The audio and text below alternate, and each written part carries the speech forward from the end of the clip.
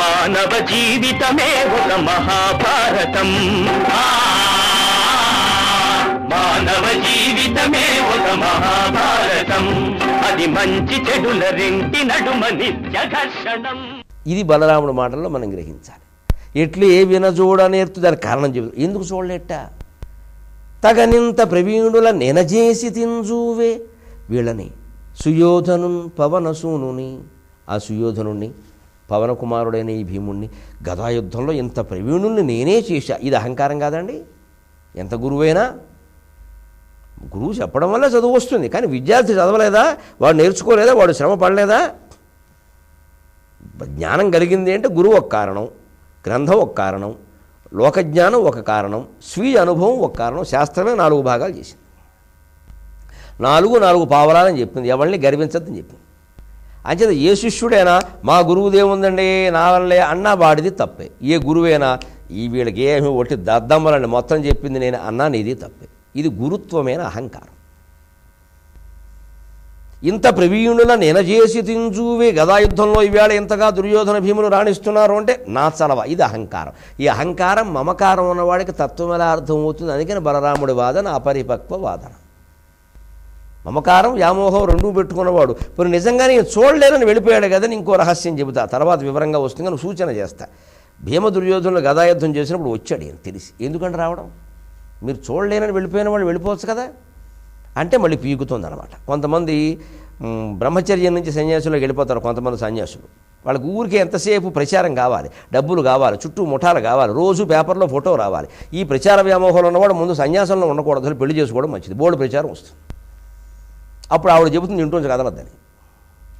Publicity కావాలి. సన్యాసులు కూడా ఇవాళ ఇలాగే ఉన్నారు. దానికోసం ఏం చేయబడదాం, ఇదో పెద్ద గొప్ప ఉద్యమంలాగా.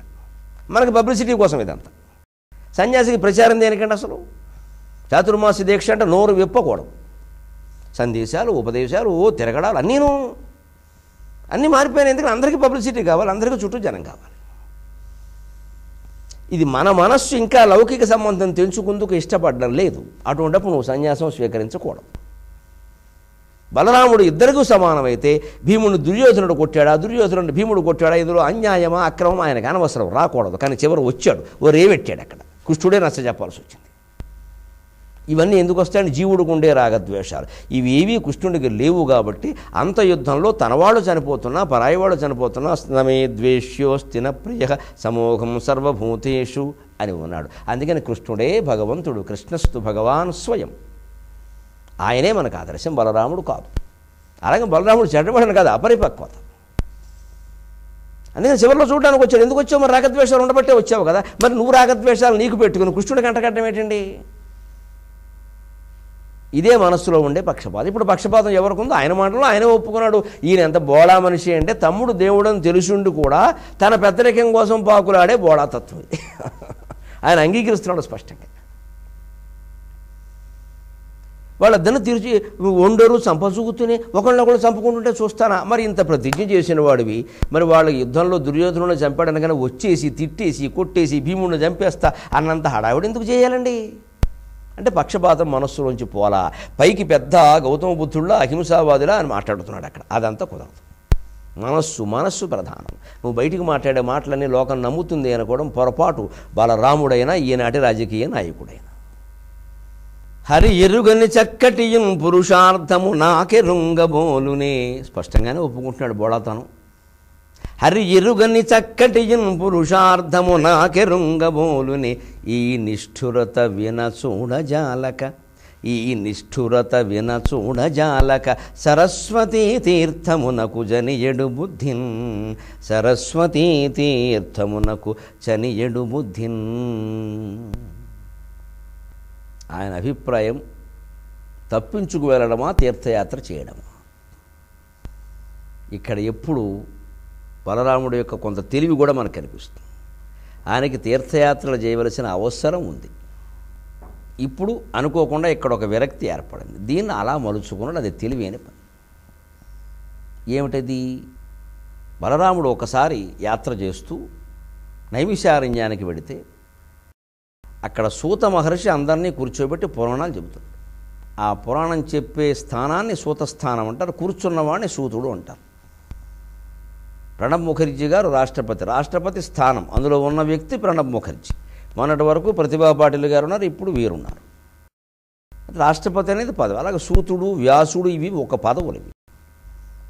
ఇంద్రుడు కూడా అంతే. అందులో ఉన్నవాడిని ఇంద్రుడు అంటారు, ఆయన పేరేదో వేరే ఉంటుంది. అలా ఒక ఆయన ఉన్నాడు. బలరాముడు వచ్చాడు కదా కొంతమంది ఆయన గౌరవించేవాళ్ళు, కొంతమంది లేచారు. సూతుడు లేవలేదు. గౌరవం లేక కాదు, సూతస్థానంలో ఉన్నవాడు లేవకూడదు.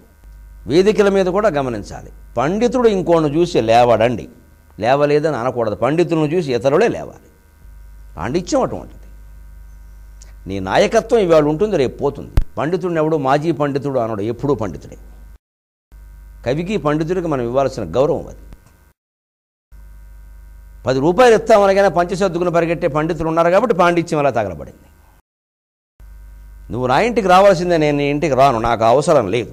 ఈ స్థితిలోనే పండితులు ఉండాలి, నేను అలాగే ఉంటాను. నాకు అవసరం లేదు, మా ఇల్లు సరస్వతి నిలయం, ఇంకో చోటుకి వెళ్ళాల్సిన అవసరం నాకు లేదు. నాతో అవసరం ఉంటే నా ఇంటికి వస్తాను, నేను రమ్మంటే వస్తాను, లేకపోతే లేదు. నేను సమయం ఇస్తే రావాలి, ఊరికే వస్తానంటే ఎలా ఒప్పుకుంటాం? సమయం అడగాల్సిందే, రావాల్సిందే. సమయం లేకపోతే వద్దు. ఈ స్థితిలో కవి పండితులు ఉంటేనే హాయిగా ఆనందంగా ఉండగలుగుతాం. అమ్మవారు ఉంది మన ఇంట్లో, వీళ్ళు ఎవరండి ఉండడానికి పోవడానికి? వీళ్ళు ఉంటే ఎంత, పోతే ఎంత. అంతే సూతుడు లేవకూడదు. ఆ స్థానానికి అగౌరవం అది. బలరాముడు కోపం వచ్చింది, వేసేసాడు దెబ్బ, చంపేశాడు ఏకంగా. తర్వాత వాళ్ళు అక్కడ ఉన్న మహర్షులు తమ దివ్యశక్తి చేత ఆయన బతికించారు, కానీ బలరాముడికి శాపం ఇచ్చారు. నువ్వు బ్రహ్మహత్య చేశావు, ఏం మామూలు విషయం అనుకుంటున్నావు? సరస్వతి నదిలో స్నానం చేస్తే తప్ప నీ పాపం పోవదు అన్నారు. అప్పటి నుంచి ఆ పాపాన్ని మూటగట్టు కూర్చున్నాడు. అంతే తీర్థయాత్ర ఎలాగూ చెయ్యాలి. ఇప్పుడు ఇదో కారణంగా సరే జాతుల ప్రసాదం అదో జాతి, తెలుగులో జాతుల ప్రసాదం అని. జాతులు అంటే జాజిపూలు. జాజిపూలు తలలో పెట్టుకోవాలనుకుంది ఒక ఆవిడ, దొరకలేదు. మంచి సుగంధం కదా. పుష్పేషు జాతి పురుషేషు విష్ణు నగరేషు కాంచి నారీషు రంభ అన్నారు. పుష్పాల్లో కల్లా జాతి పుష్పం గొప్పది. పురుషుల్లో కల్లా పురుషోత్తముడు విష్ణువు గొప్పవాడు. నగరాల్లో కల్లా కాంచీనగరం గొప్పది. అదృష్టం ఈ మధ్య దర్శించాం. స్వామివారి ఎదురుగా 2 ఉపన్యాసాలు ఇచ్చాం. మూక పంచచేతి మీద మాట. పెద్ద స్వామి, చిన్న స్వామి అందరూ కూర్చొని విన్నారు, సంతోషం. మన అదృష్టం. పరమాచార్య సమాధిని చూసాం, దర్శించుకున్నాం, పొందవలసిన స్ఫూర్తిని పొందాం. కామాక్షిదేవిని దర్శించాం.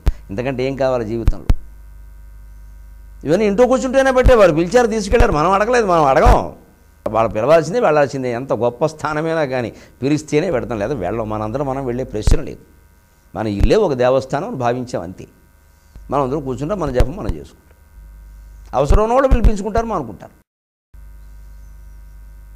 అంచేత జాతి పుష్పం, జాతులు ప్రసాదం. తల్లో పెట్టుకున్న జాతులు దేవుడు వాళ్ళ ఇంట్లో పూయలేదు. మరి అనుకోకుండా గుళ్ళోకి వెళ్ళేది. అక్కడ జాజి పూలతో దేవుడికి అర్చన చేసి ఆ జాతి పూలని ప్రసాదంగా ఇచ్చే ఇది జాతుల ప్రసాదం. ఇప్పుడు స్వార్థం తీర్థం 2. తలలో జాజి పూలు పెట్టుకోవాలన్న కోరిక తీరింది. పైగా పెట్టుకోక తప్పదు. దేవుడి ప్రసాదంగా ఇచ్చిన పూలు ఎప్పుడు తలలో ధరిస్తారు స్త్రీలు.